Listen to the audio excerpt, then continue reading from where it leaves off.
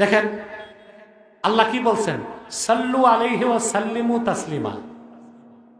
আল্লাহ এটা বলেন নাই সাল্লু সালাতান ওয়া সাল্লিমু তাসলিমা, এটা বলেন নাই। সালামটা আল্লাহ আদব শিখাই দিয়েছেন, সাল্লিমু তাসলিমা, সালাম পাঠাও মহব্বতের সাথে, ইখলাসের সাথে। তা আসেন না একটু সালাত সালাম পড়েই দোয়া করি, সাল্লাল্লাহু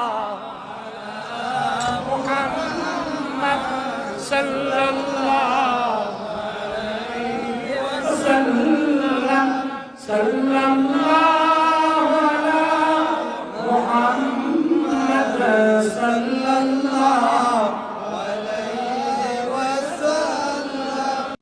এক ভাই প্রশ্ন করছে, মিলাদ কিয়ামকে অনেকে বেদাত বলে, জাহেল ছাড়া কেউ মিলাদ কিয়ামকে বেদাত বলতে পারে? কথা হচ্ছে মিলাদ অর্থ কি? মিলাদ অর্থ জন্ম বৃত্তান্ত।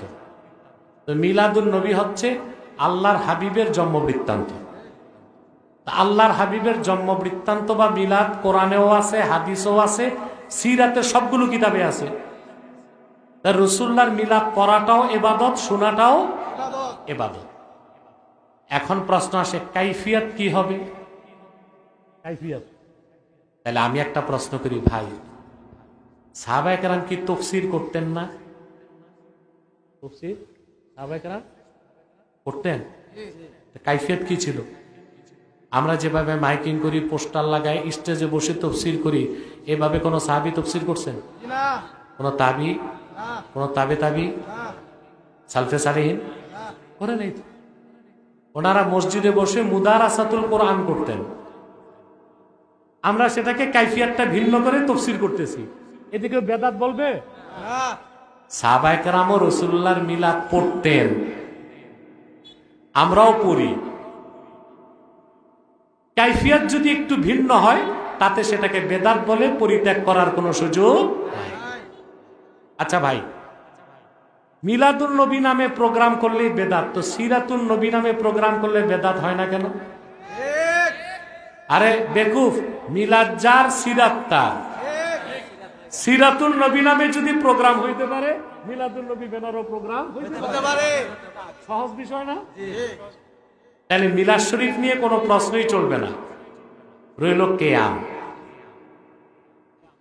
কিয়াম হচ্ছে আমরা মিলাদ শরীফ পড়তে পড়তে এক সময় সালাম জানানোর সময় দাঁড়াই।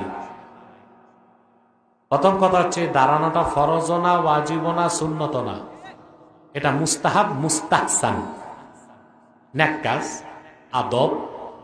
কেউ যদি দাঁড়ায় সওয়াব পাবে, কেউ যদি না দাঁড়ায় গুনাহ হবে না।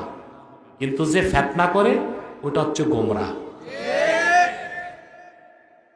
দেখেন আল্লাহ কি বলছেন, সাল্লু আলাইহি ওয়া সাল্লিমু তাসলিমা। আল্লাহ এটা বলেন নাই সাল্লু সালাতান ওয়া সাল্লিমু তাসলিমা, এটা বলেন নাই। তার মানে সালাতটা আমার হাবিব মুহাম্মদ সাল্লাল্লাহু আলাইহি ওয়াসাল্লামের খেদমতে সালাত পাঠাও। শুয়েও চলবে, বসেও চলবে, দাঁড়ায়ও চলবে।